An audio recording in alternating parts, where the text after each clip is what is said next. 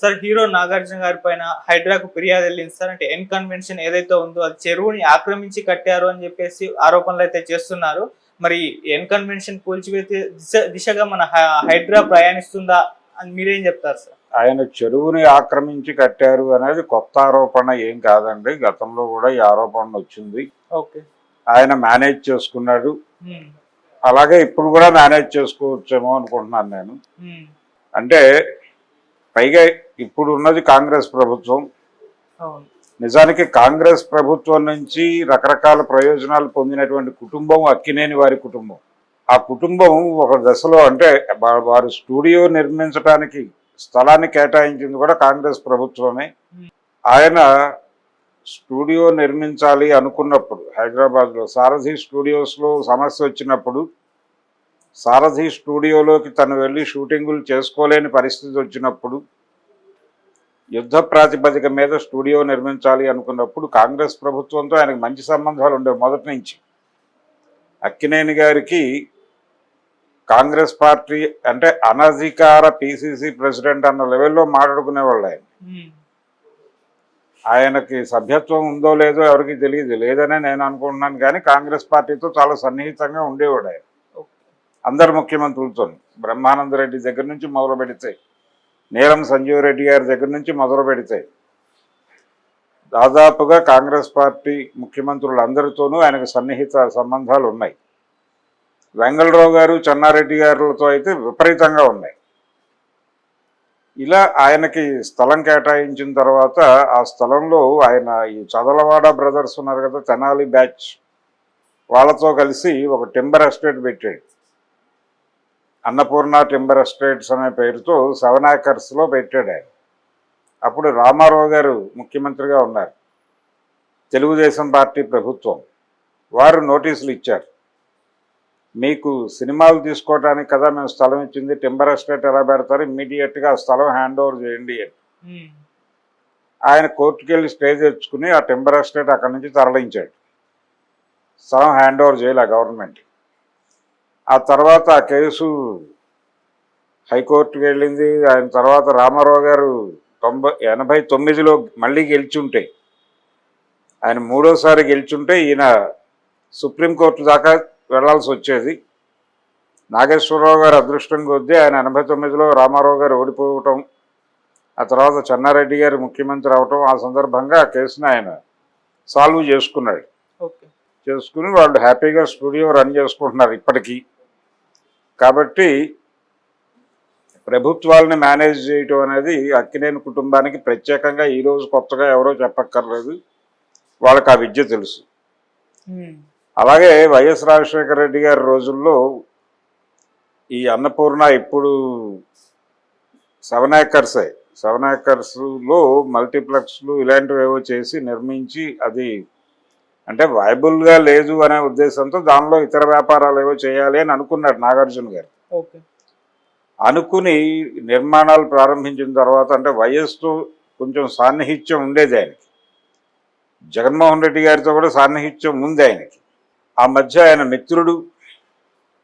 మిత్రుడు మ్యాట్రిక్స్ ప్రసాద్ గారు జగన్మోహన్ రెడ్డి గారి స్కాముల్లో ఆయన కూడా భాగస్వామి అని కదా కోర్టులో వేసి అప్పటి ప్రభుత్వం ఆయన్ని నిర్బంధంలోకి తీసుకుని జైలుకి పంపించింది.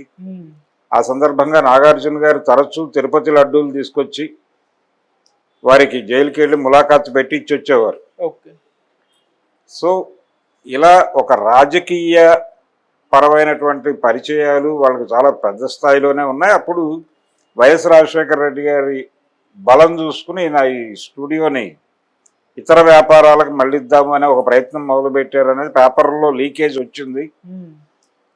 ఇది జరుగుతూ ఉండగా రాజశేఖర రెడ్డి గారి మరణము, తర్వాత వచ్చినటువంటి ప్రభుత్వాలు, ఈ ప్రాసెస్లో ఆయన తిరిగి దాన్ని స్టూడియోకే వాడుతున్నారు ఇప్పటికీ.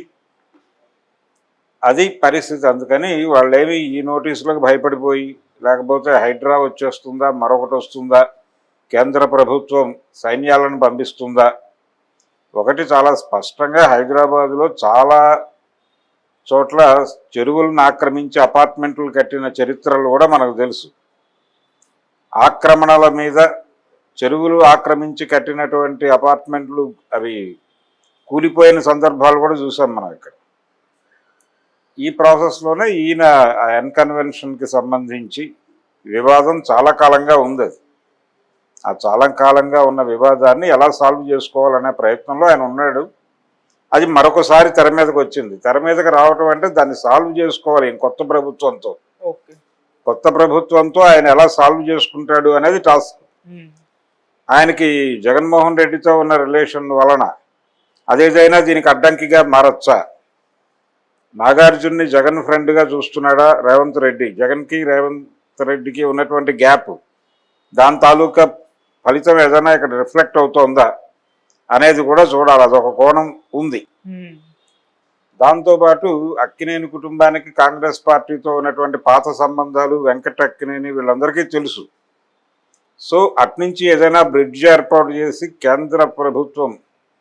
కేంద్ర ప్రభుత్వం దృష్టి ఇటువైపు రాకుండా చూసి కాంగ్రెస్ పార్టీ అధిష్టానంతో వీళ్ళకు ఫోన్ చేయించి ఇలా ఏదైనా మేనేజ్ చేసి ఫైనల్గా ఒక పాజిటివ్ కంక్లూజన్కి తీసుకొస్తారు సీన్ని అని మాత్రం అనుకుంటున్నాను.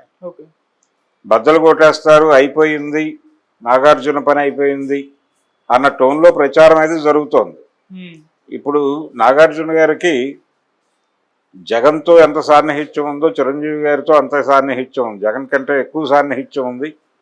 ఆయన త్రూ చిరంజీవి నేరుగా కేంద్ర ప్రభుత్వంతో డీల్ చేసుకోగల సమర్థుడు.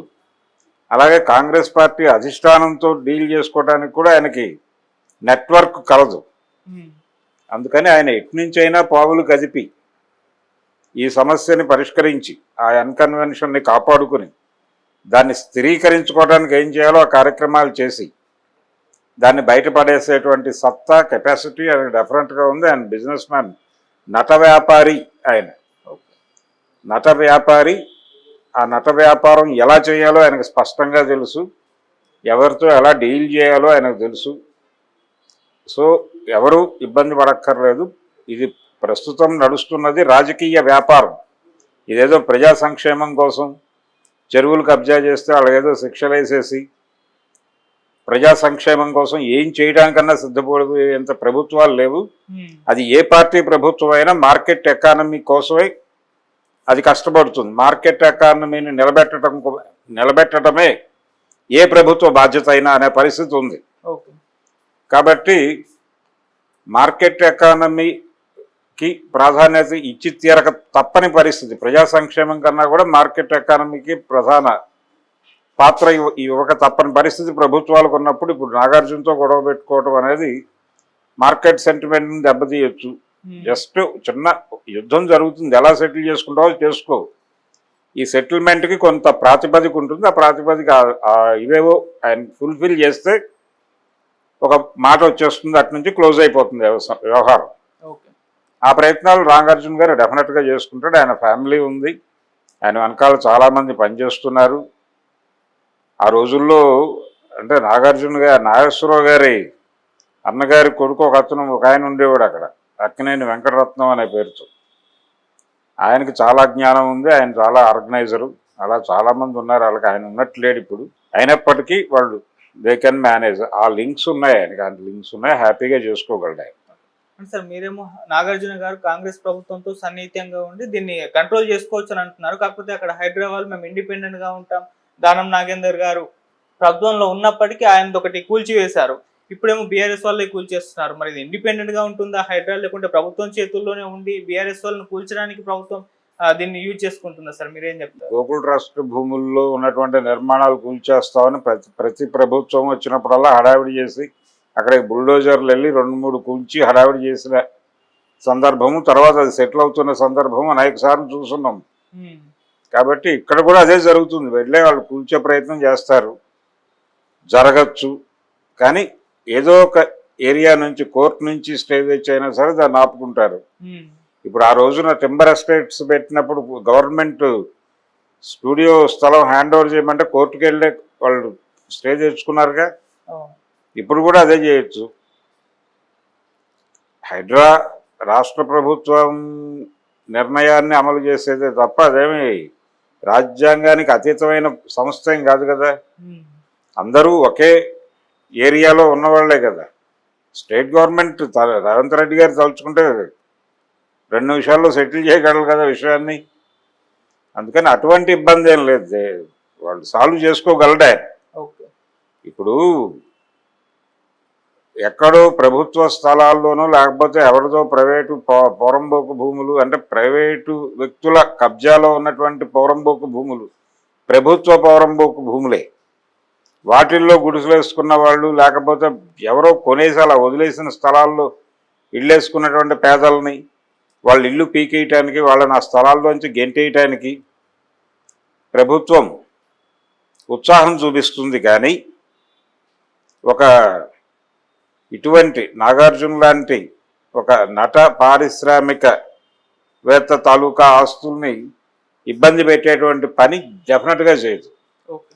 ఇప్పుడు అదే స్థలంలో, అదే అన్కన్వెన్షన్ ఉన్నటువంటి చెరువులో, ఆ చెరువును ఆక్రమించి పేదలు కనుక గుడిసెలు వేసుకుని అక్కడ బతుకుతుంటే వాళ్ళని తొలగించదలుచుకుంటే 2 నిమిషాల్లో తొలగిస్తారు.